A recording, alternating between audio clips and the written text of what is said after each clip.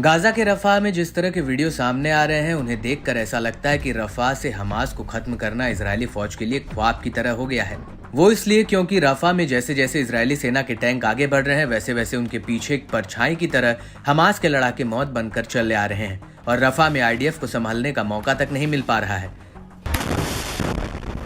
Hamas के लड़ाके इतने भीषण तरीके से इजरायली सैनिकों पर टूट पड़े हैं जिसकी कल्पना भी नहीं की जा सकती। जहां देखो वहां इजरायली सैनिकों और उनके वाहनों पर हमास के लड़ाके रॉकेट और गोला बारूद बरसा रहे हैं और इन हालातों को देखकर ऐसा लगता है कि हकीकत में रफा को फतेह करना आईडीएफ के लिए नामुमकिन हो गया है।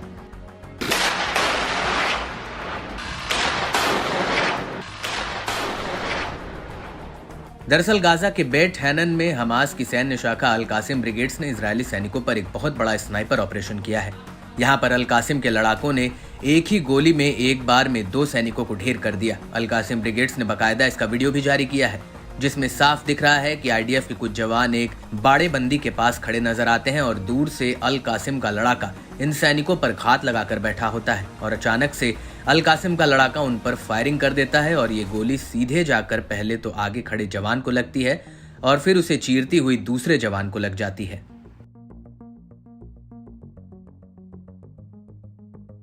गोली लगते ही दोनों जवान जमीन पर गिर पड़ते हैं जबकि एक जवान वहां से भागने लगता है। इसके बाद आईडीएफ का एक तीसरा सैनिक घायल सैनिकों को उठाने की कोशिश करता है। तभी अल कासिम का लड़ाका उसके ऊपर भी गोली चला देता है और गोली लगते ही तीसरा लड़ाका भी जमीन पर गिर पड़ता है।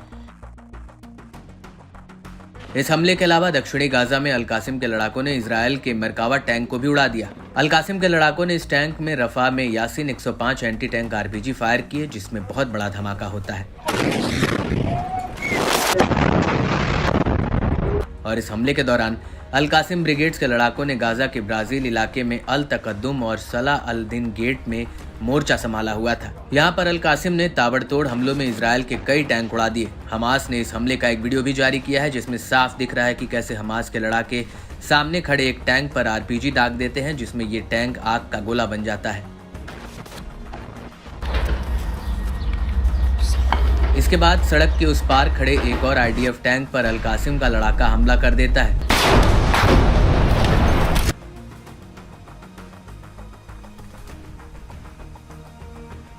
और इस हमले के बाद अल कासिम का एक और लड़ाका एक घर के भीतर घुसकर सामने से जा रहे आईडीएफ टैंक पर आरपीजी अटैक कर देता है।